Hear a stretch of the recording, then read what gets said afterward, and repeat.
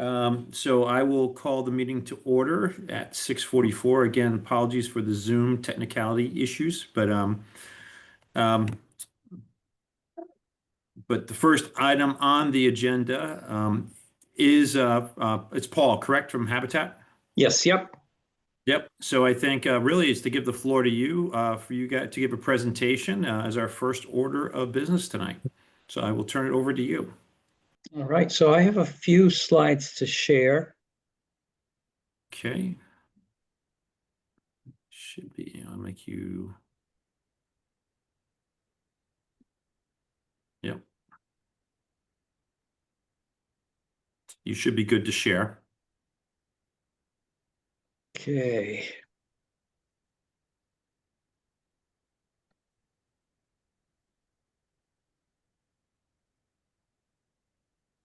Everybody see that okay? Yep. Here we go, full screen. Okay, Perfect. so thank you, everybody. My name is Paul Rebello. I'm construction manager for the Worcester affiliate of Habitat for Humanity. I've been doing it for quite a few years, built quite a few houses. Al and I have worked closely on a number of them. So I'll give you a little bit of an overview of the affiliate. We're headquartered in Worcester, but we service 42 towns and cities around central Massachusetts. We started out in 1985, so this is our 40th anniversary of building in central Mass. To date, we've built 61 affordable units. We also have a home repair program that's focused on sort of health, safety, and code compliance, doing repairs for folks who are already in their homes, but maybe things have deteriorated somewhat, so we get involved in helping them with some repairs as well. Currently doing about 12 of those per year or so is what we'd like to get to for a run rate. We have a program building playhouses for children of veterans. We've hit a milestone of over 500 playhouses built and delivered to children, which is awesome. And we're currently supporting about 35 plus families in Habitat homes. Our board, about a year and a half ago or so, our board set a new strategic agenda for us, and they would like us to achieve or grow to achieve 30 housing units over a 3-year period. That's quite a bit. We go from maybe 2 a year to 5 or 6 a year is currently where we're at. So we're stretching quite a bit to get to about a run rate of about 10 per year and do that on a consistent basis. In addition to 30 new affordable units, we're looking at 36 home repairs, or about 12 a year, which is about a $15 million investment in the communities that we service. So it's a pretty aggressive plan to grow our impact. Our mission is to build homes for low-income families. So the houses that we build are somewhat simple, decent, and affordable is sort of our mantra of the houses that we build. We want to do this as a helping hand, not as a handout, so that the families that are selected actually work on the homes that they ultimately purchase. There's a misconception that Habitat gives away homes. We do not. We offer them for sale to families, and the price the families pay is based on their income, not on the market value of the property. So typically, our families are in the 30 to 60% area median income. And as I said, the price that they pay is targeted towards no more than 30% of their income is spent on monthly housing expenses. So that's sort of how we target the families, and or what part of the population we're targeting to go in these homes. We try to get as many donations and sponsorships and volunteer labor and donation of materials as much as we possibly can to keep the price as low as possible. Because almost every house that we sell to a family, it's at a price that is significantly less than it costs us to build. And we do that because the segment of the population we're trying to support are folks that could not purchase homes on the open market. So we're helping to provide stable housing for families at a price that they can afford, not what it costs to build.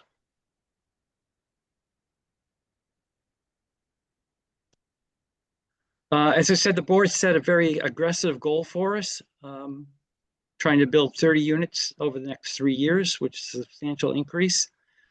You can see from where we've been building so far, a lot of houses in Worcester, Sturbridge, Northborough, Holliston are all completed. We've also recently completed one at 74 Boundary Street, Northborough. We have close partnership with the Northborough Affordable Housing Corporation that we've done a number of projects with them so far.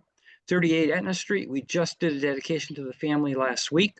So the homeowner recently moved in there, and we're on track to deliver Perry Avenue, Sunderland Road by the end of June. Holly Street a little bit further out this year. On the docket coming up, we've got projects in Worcester, Wayland, and Ashland.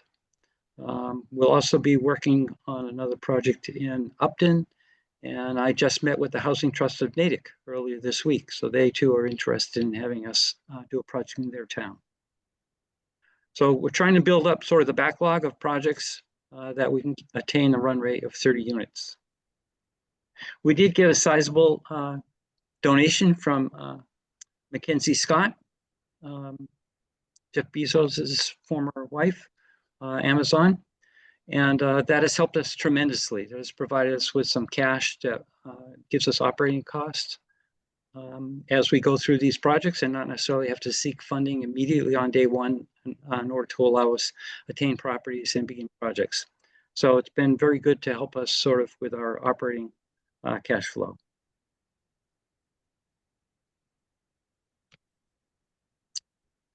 So how do we get involved? How do we start a project? Well, there's usually a lot of discussion with a number of towns throughout the service area.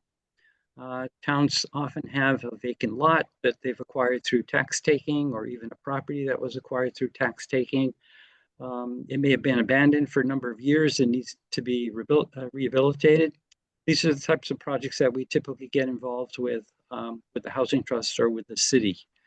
It could be something that was donated to the town and the town wants to develop more affordable housing.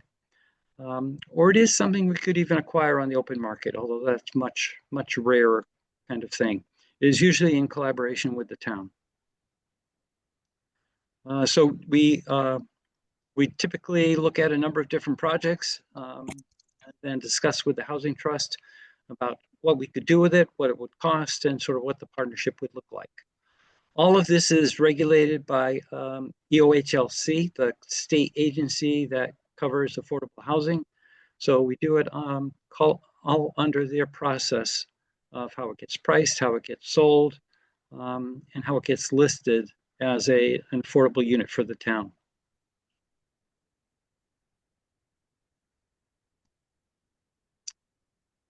There are some rules that changed recently. If a town has a property, it's worth more than $50,000, it can't just be turned over to Habitat anymore. There is a process that an RFP, a request for proposals, has to be submitted by the Housing Trust, and then qualified responses are looked at and assessed, and then someone is chosen to develop that project. So we've done a number of these. We can help you if you haven't done something like this before. We can provide you with a framework of how other towns have done this and other projects that we've worked on, so that there's a way to be compliant with what EOHLC is looking for. As I said, we typically target 30 to 60% of the area median income for the families that are chosen for the homes. It is possible to go up at a little bit higher to an 80% AMI, but we typically are choosing to select those who have the greatest need, as opposed to those who may be able to pay more for the homes that are built. Following all these rules, the house becomes a list on the subsidized housing inventory for the town. So if you've fallen below the 10% or at risk of doing that, working with Habitat is one way to boost that percentage of affordable units within the town.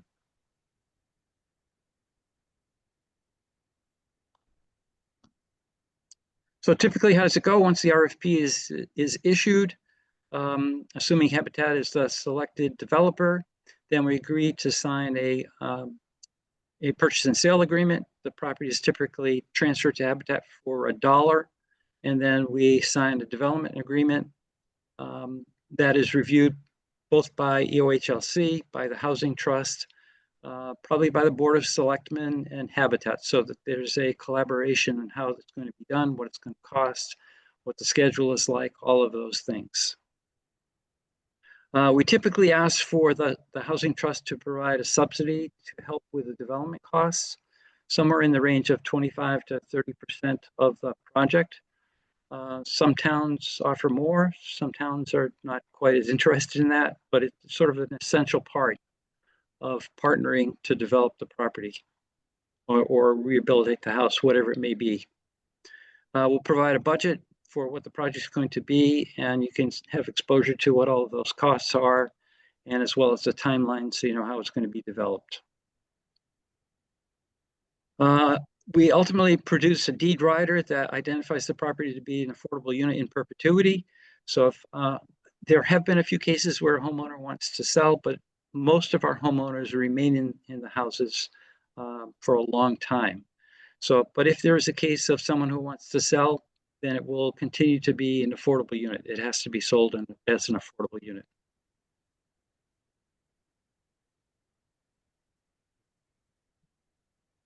As I said, all of this is done in collaboration with EOHLC. We typically request funds from the Housing Trust, but the Housing Trust may need to work with a select board. Oftentimes dollars have to be allocated from CPA funds over to the Housing Trust that can then be administered with Habitat on how we do these projects. We're not looking for the town to provide funds 100% upfront. It could be done a few different ways. It could be done as timed payments, depending on progress of the project, or it could be on specific milestones, or it could be as certain invoices come in if they want to be targeted in a certain way. So there's some flexibility to do that. We'll market the property and solicit applications from homeowners, and then sort through all of those applicants. There are often many more applicants than there are units to be sold. So there's a vetting process to make sure that we're selecting the most appropriate and qualified home buyer. Because there are multiple qualified applicants, we hold a lottery so that it's completely fair as to who gets chosen and who gets the house. We fundraise throughout the entire project. So while I said there's some cash that we can use for sort of startup costs, our development team is constantly seeking grants and donations, donations of time from contractors or donations of materials. Those are all forms of funding and how the project ultimately gets built. We convey the property to the homeowner with a very low interest mortgage rate. We used to hold a mortgage ourselves as a 0% loan, but over the last few years, we've established a few banks that have discounted mortgages. So we've gone to a third-party mortgage process. And I think we have 4 banks currently that are working with us to provide very low mortgage rates to the homeowners. And as I said, there's a deed rider that identifies the property as an affordable unit in perpetuity. Typical home buyer is in the 30 to 60% AMI range. It's a first-time home buyer, which is what EOHLC wants to see happen. We ask for a 3 to 5% down payment. So they have to have some assets, they have to have an income, and then they have to have a willingness to work with us on the development of the project. Typically putting in about 300 hours of sweat equity, helping to build their house or another house, or working at a restore, or there are a number of different ways they can earn that sweat equity. It's not just on the construction site, but they have to contribute to the project. So we're not just handing something over to them, we're helping them achieve the home ownership. And as I said, we're often doing a lottery to select the ultimate homeowner.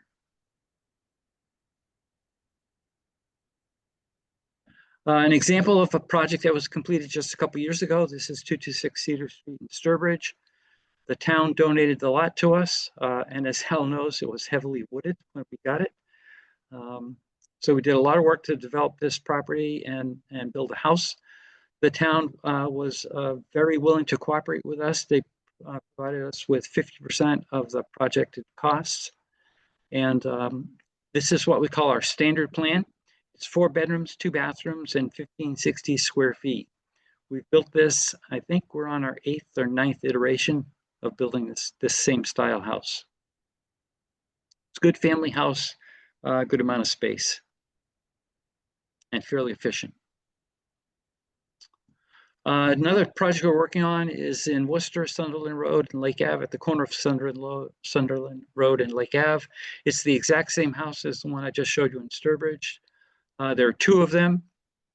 The lots were offered from the city. This was a city property that they divided into 3 lots and went to a request for bids. Habitat bid on 2 of the 3 lots and was the winning bidder. The city has also provided $276,000 for us to build this as a way to get started.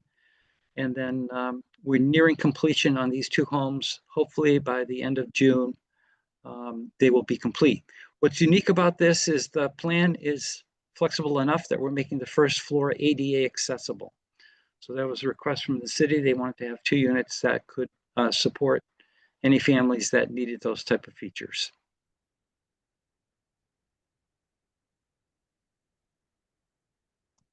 Where have we built so far? You can see a lot of work has been done in Worcester, which is the majority of the homes. But as I said, we have a very strong partnership with Northborough Affordable Housing Corporation. We've built a lot there. And throughout Central Mass, we have a number of projects that have been done. Some duplexes, a lot of single families, 1 triple townhouse in Worcester. So depending on the lot, we can modify the standard plan to fit. If the town would like something smaller than the standard plan, we also have a 3-bedroom ranch plan that's been built. And we're working on doing a 2-bedroom house next.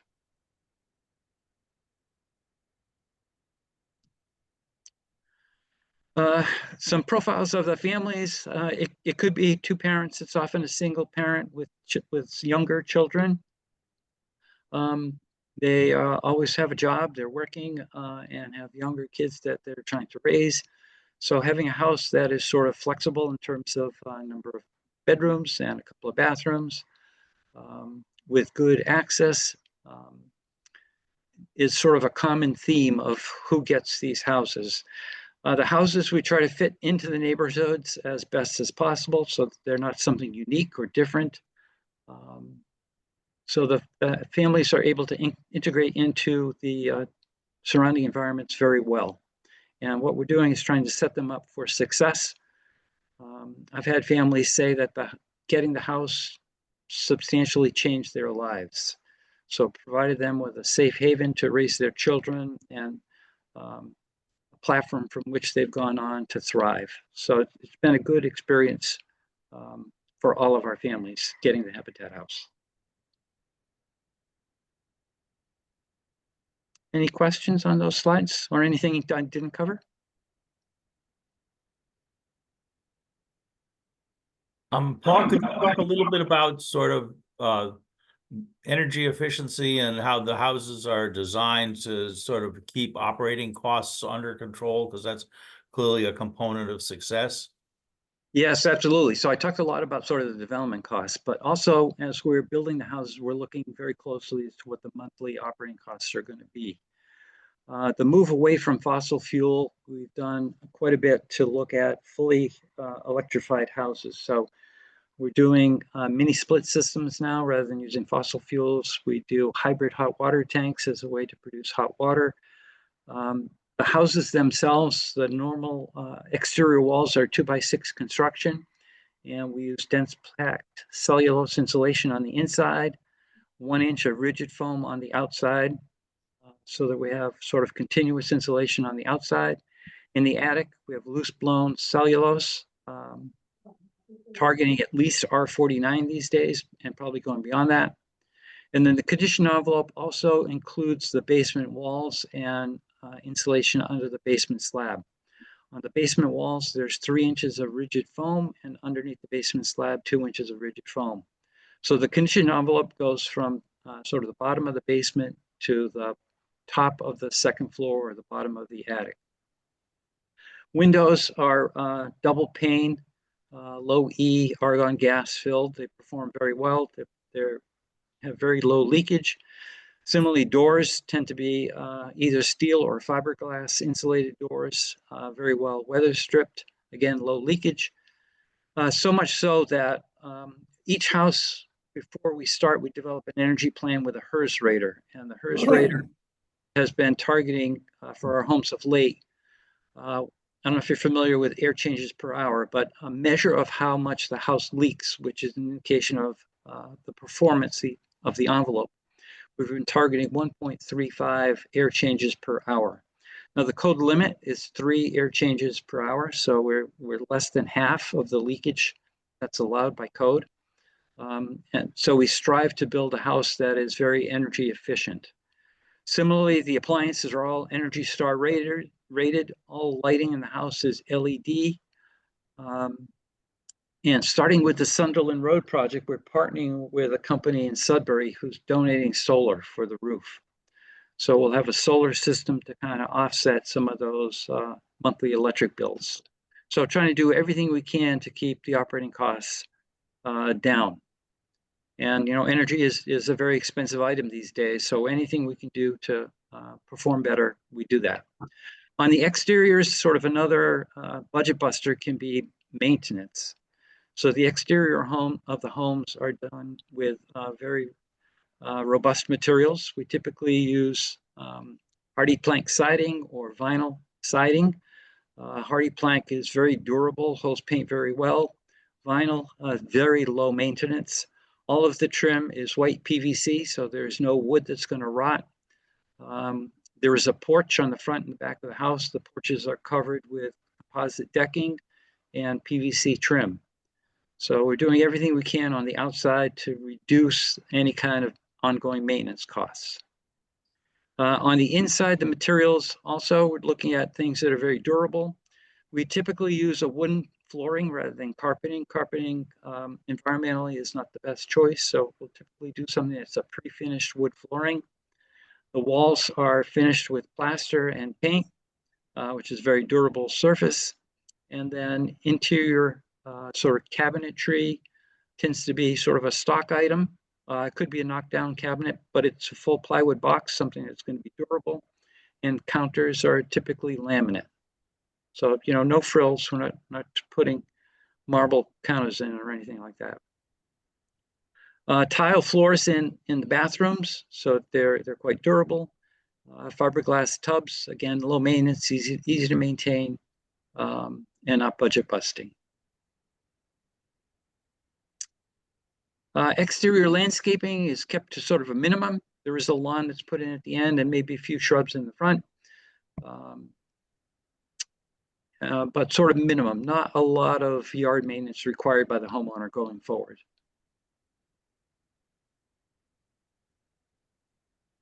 Any other questions? Yeah, I saw a couple of condo units on your list. Can you talk about those? I'm trying to picture how you would build a condo. Yeah, those are remodeling things. So we had a condo in Northborough that the Housing Trust had acquired, and we remodeled it for them and then sold it to a family.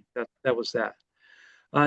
We used to build on 2 or more units, build them as condos, but we've moved away from that. We're trying to do townhouses now all the time.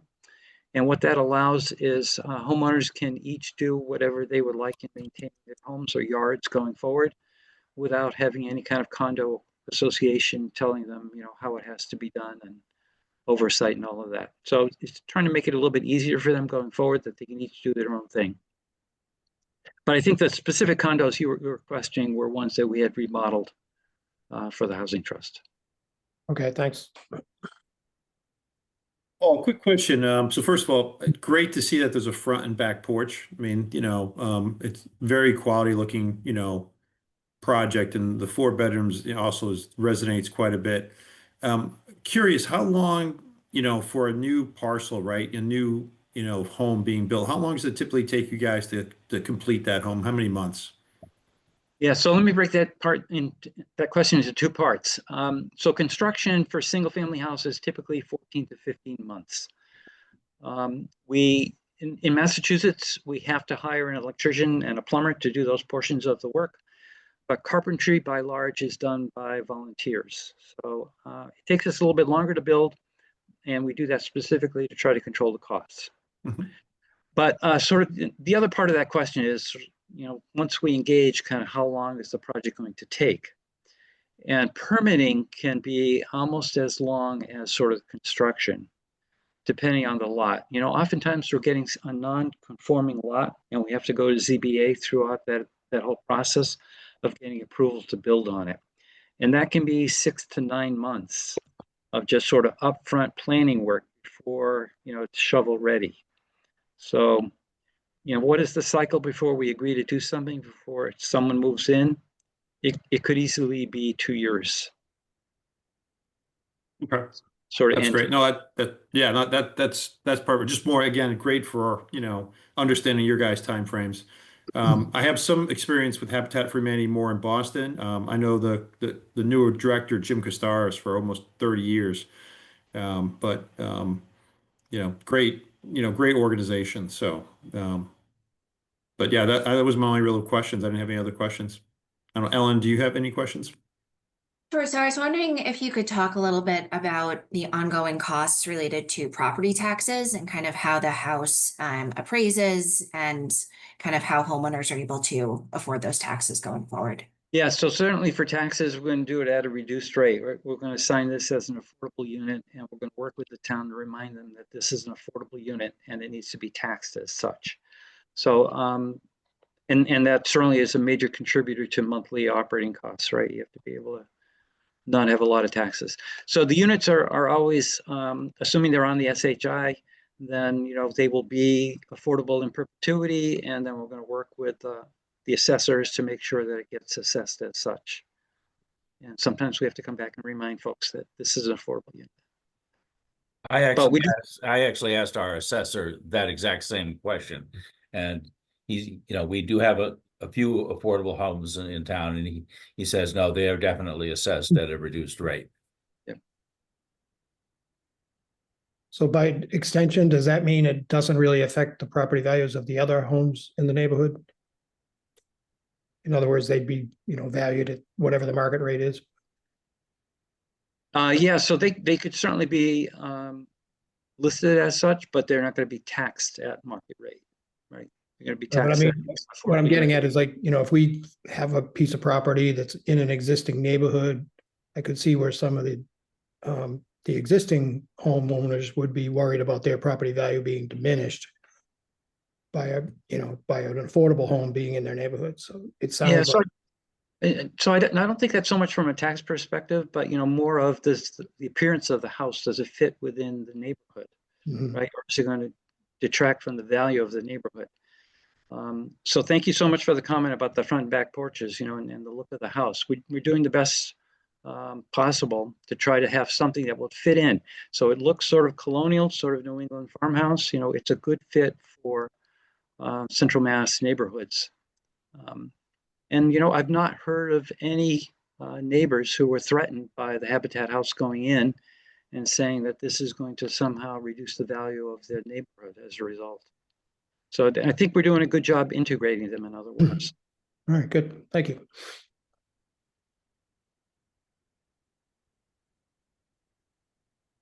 So one more question. So if we had a lot today and we said, we want to go forward, I know you've already got, a lot of work in the queue. What's the likelihood, what's the real schedule for, when you could actually put a shovel in the ground? If we said, we got money in a lot today. Yeah, so I would say a lot depends on kind of what is the size of the lot. Does it comply with zoning, or is it something that we're going to have to go through a comprehensive permit process? If we have to go that route, it's going to be 6 to 9 months before we even have a build permit. And then we're going to look at, as I said, 14 to 15 months to build something. Okay. So I don't think kind of what's in the queue now is necessarily going to negatively impact taking on one more. As I said, we're trying to look for at least 6 more houses that we're going to be building. We're ramping to 10 per year is our target. All right. And we're not there yet.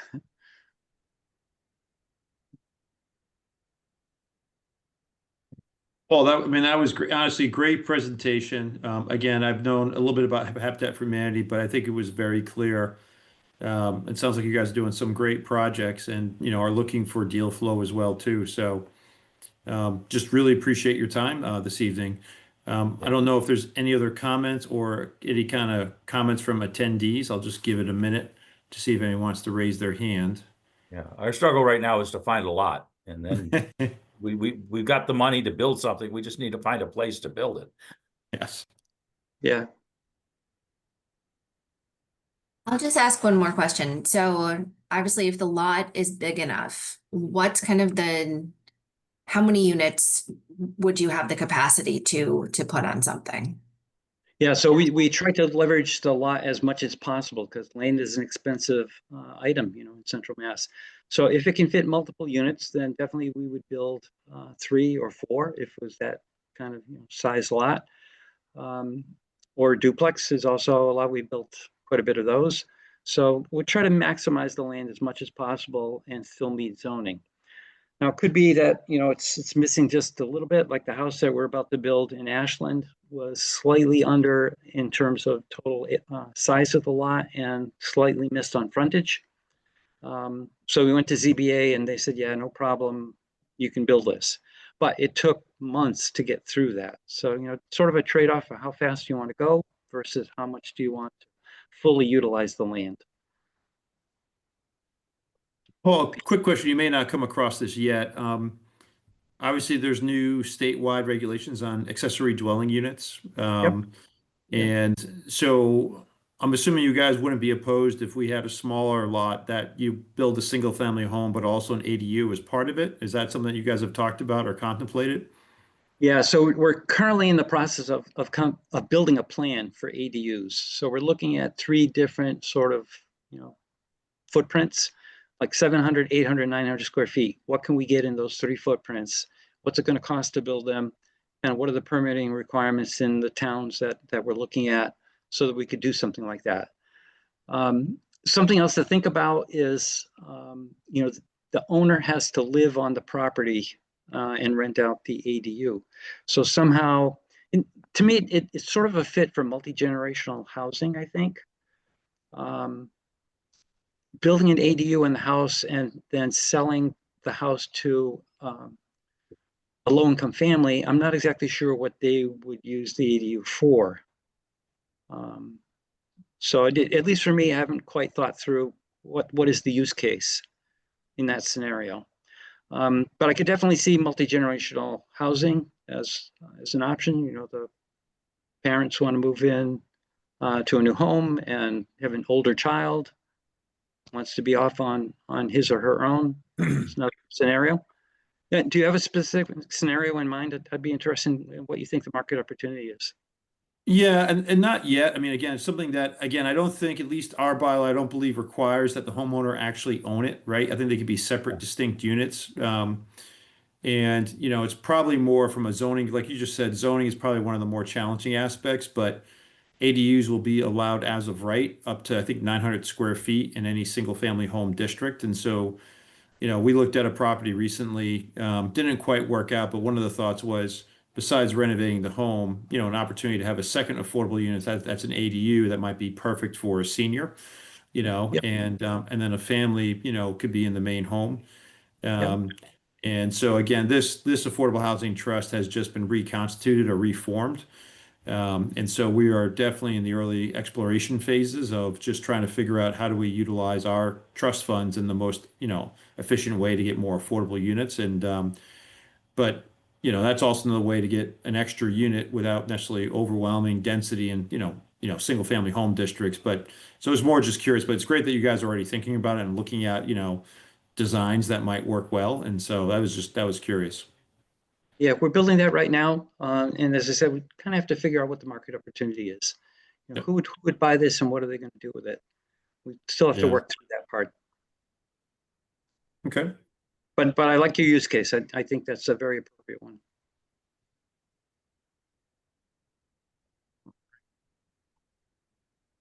Any other questions?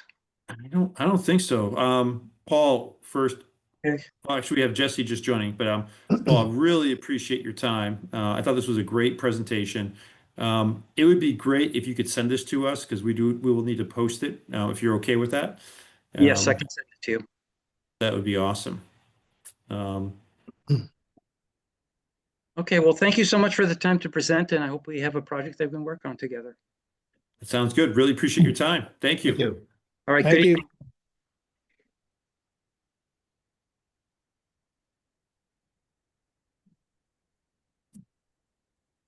All right. All right, so moving on, we're going to go back on the agenda. So let's go to approval of meeting minutes. So we have two sets of meeting minutes. We have the meeting minutes on April 24th and then May 1st, which was the shorter, quick meeting we had. Do I have any comments on the meeting minutes? Very minor on the April 25th minutes. Line 67 and 69, when you talk about the potential joint meeting with open space. They're the Open Space Preservation Commission instead of committee. Okay. Is that that's on the 25th, correct? Yes. Okay. Sorry, I just opened it up. What line again? Sorry, one more For time. 67 and 69. Okay. And it's so more to open space. Preservation Commission. Great.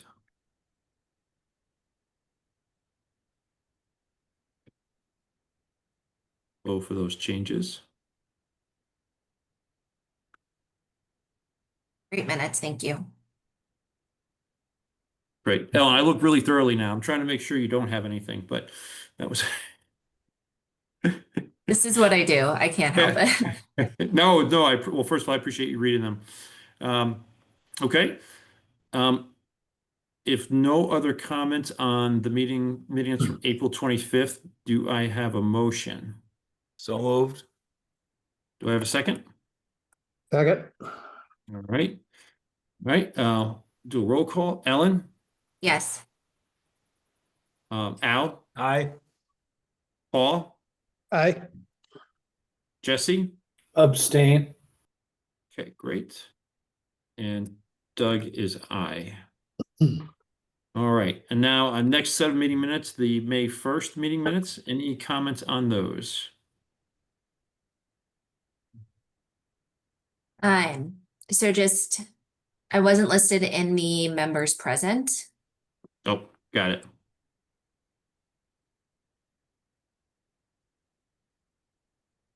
Added. Very apologize for that. I'm getting worse, not better. No problem. I'm in the vote, so it was just I was probably late. Okay, any other comments? If none, do I have a motion? So moved. A second? Second. All right. Ellen, Aye. Al, Aye. Paul, Aye. Jesse? Abstain. Great, thank you. And Doug is aye. Okay, thank you for those.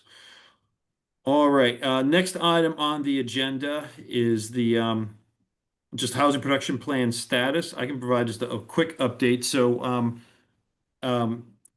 community scale was engaged and awarded the contract. We voted on that, and obviously on May 1st.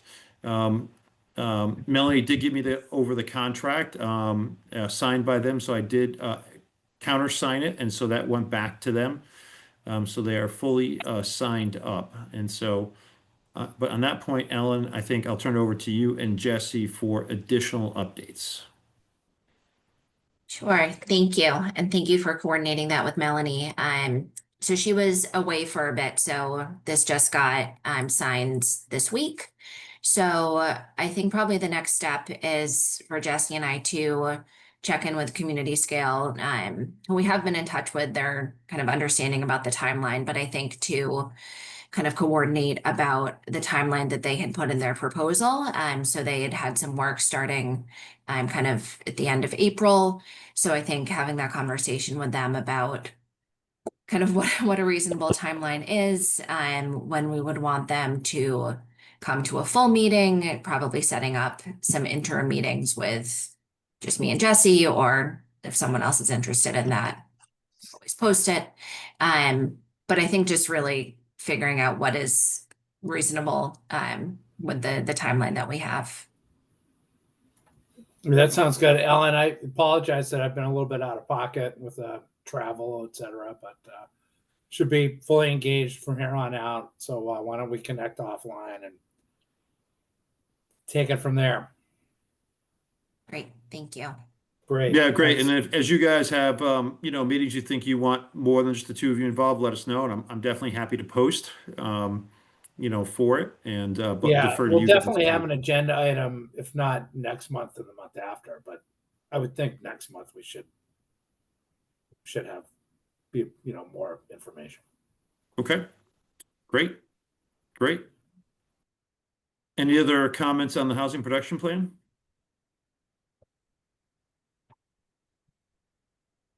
All right, hearing none. So the next two items are just honestly standing topic items, right, that we had on last week, right? So next one is just discussion of potential strategies for affordable housing. I think we had a lot of good discussion on this last week. I do think the focus is the housing production plan right now.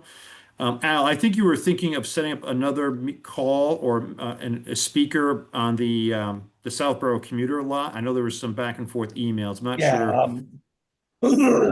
Mark Davis has an idea about it's called a 40R, which you guys know more about than I do. But I thought that would be worthwhile. And what I can do, I'll ask him to come to the next meeting and give us sort of his presentation on the 40R. He's basically got an idea that we can move the existing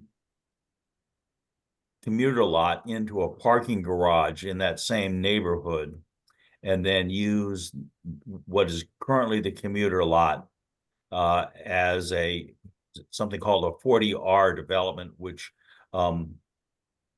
gets us a lot of advantages over other types of development. And so, he knows a lot more about this than I do. And so if that makes sense, I will invite him to come to the next meeting, and we can certainly listen to what he says. I thought I think it's something that we ought to have, in our bag of tricks, because we got to turn over a lot of stones.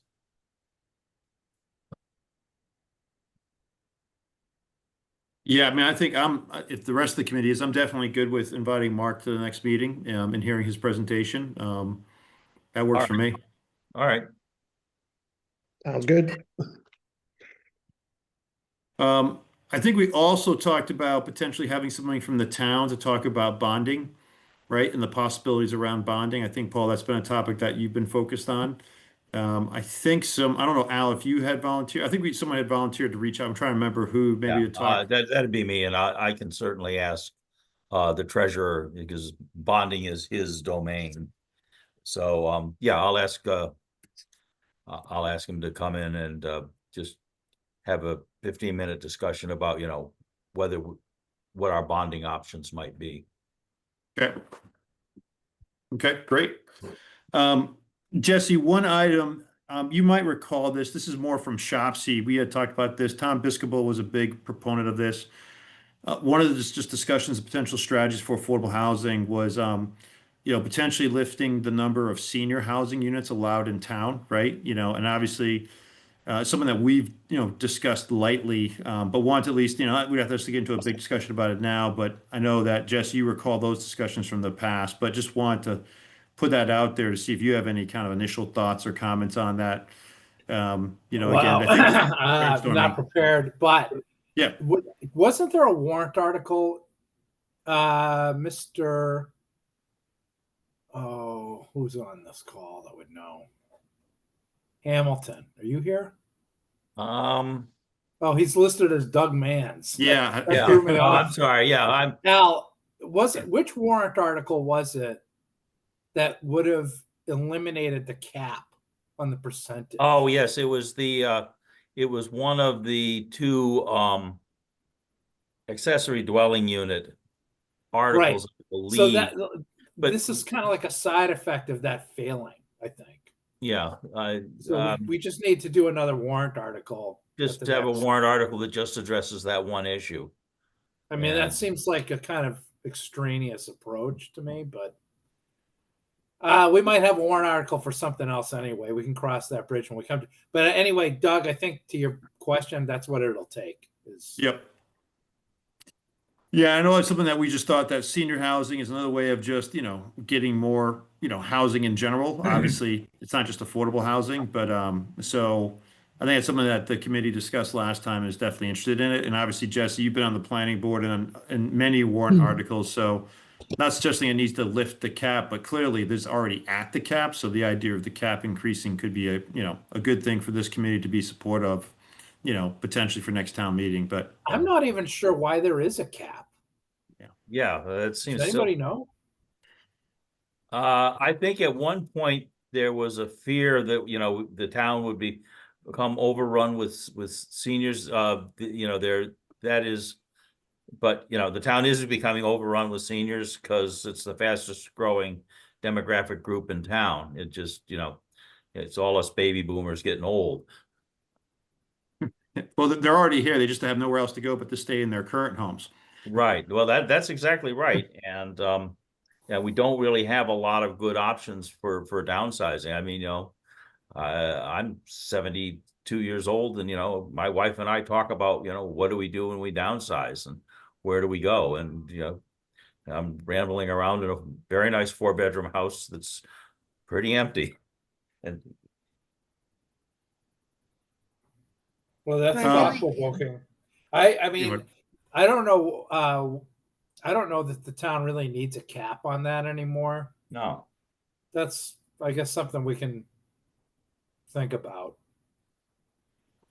Yeah, and I was gonna say, this is, I feel like a good conversation to have with community scale about kind of as they're identifying strategies, also identifying what barriers we have in our zoning code and our bylaws that are preventing us from developing the kinds of housing we need. So this will definitely be one we flag with them.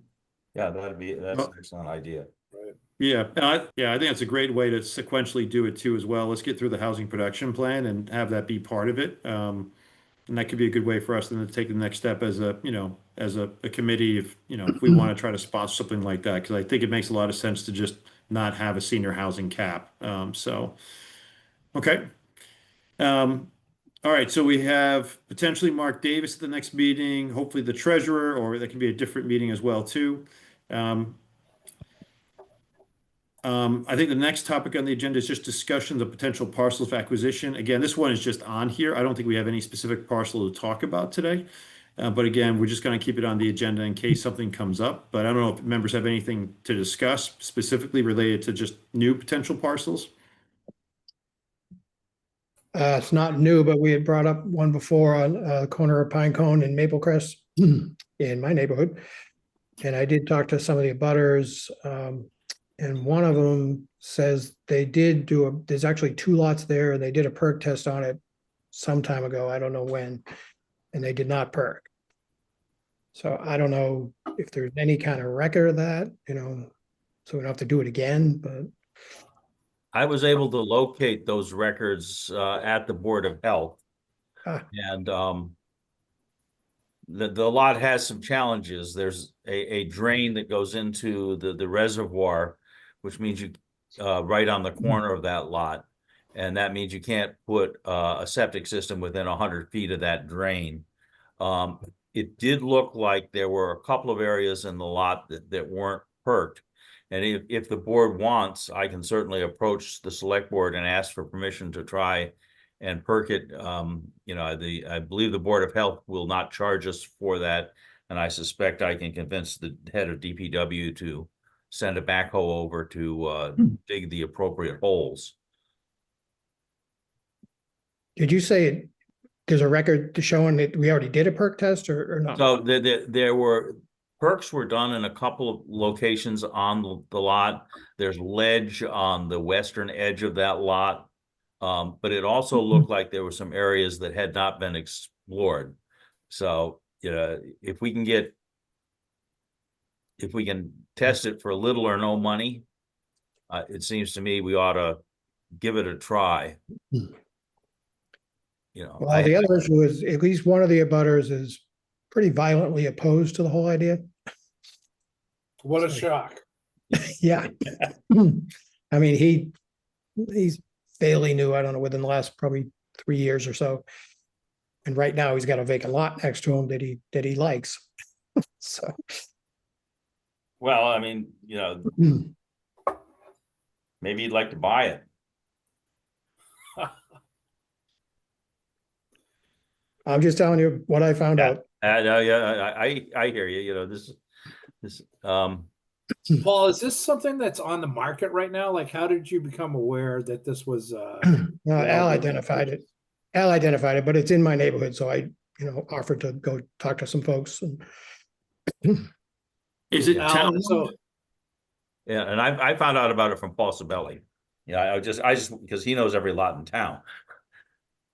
Is this so? Did the town take possession of this lot at some point? or- Yes, the neighborhood was developed in the late 60s and early 70s. Oh, okay. And there was one lot that, didn't perk. And, people were trying to figure out how to do it. And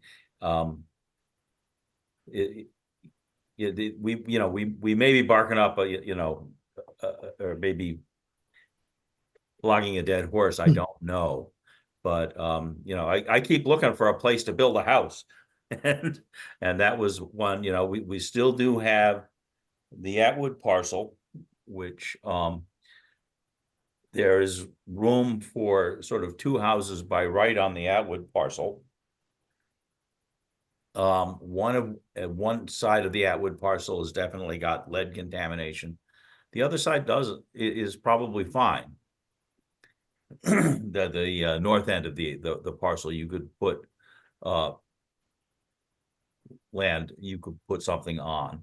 That would require, the town meeting transferring the parcel to us or to an affordable unit like Habitat or some other entity to build on.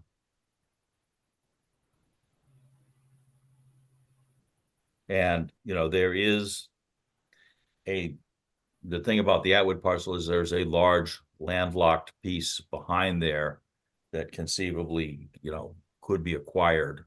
And that would then give us a substantial area to build on. But, again, we'll run into the same, set of issues, I'm sure.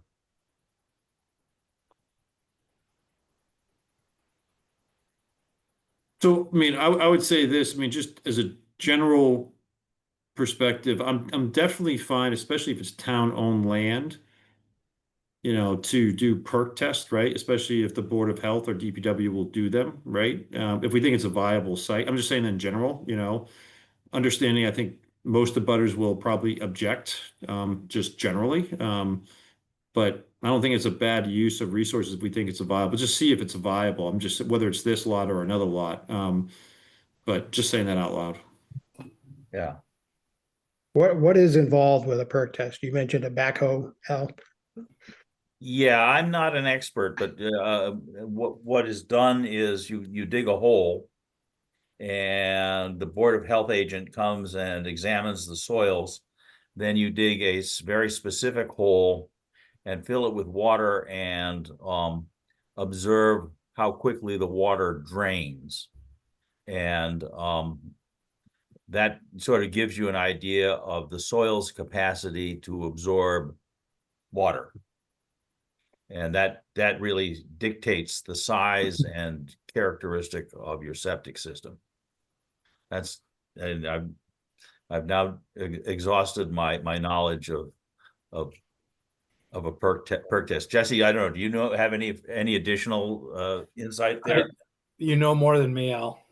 Oh, okay. Hmm. You know, the other All I thing, know is if it doesn't perk, it's gonna be pretty difficult to develop for residential use. yeah, if we can do it for short money or no money, that we ought to at least find out, you know, and Well, yeah, I mean, all I keep thinking is if it perked, I don't know why they wouldn't have built on it in the first place. yeah, Good. so I'll go back to the Board of Health and dig out those records again and take another look at it, and I'll ask the health agents if you think, you know, we're barking up the wrong tree or not. That might be a good next step, because I mean, I'm just picturing if we go into there, like right now, it's just full of brush.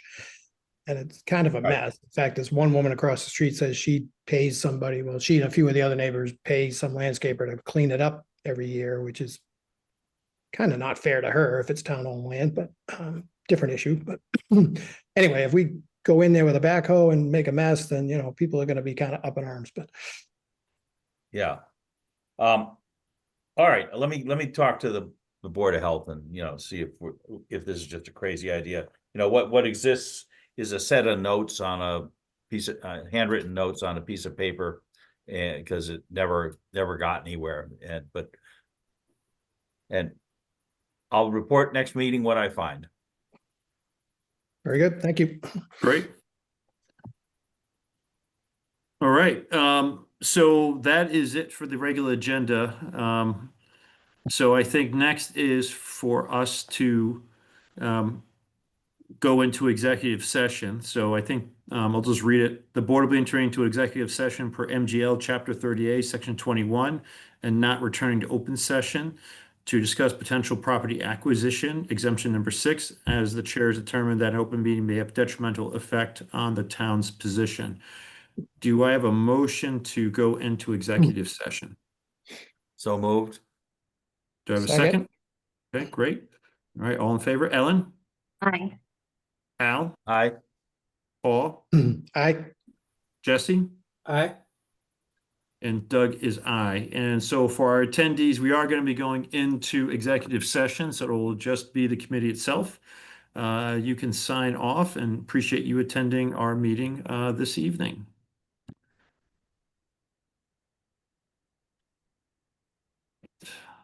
Once we get there, we should also stop recording. Yep. Thank you for reminding me.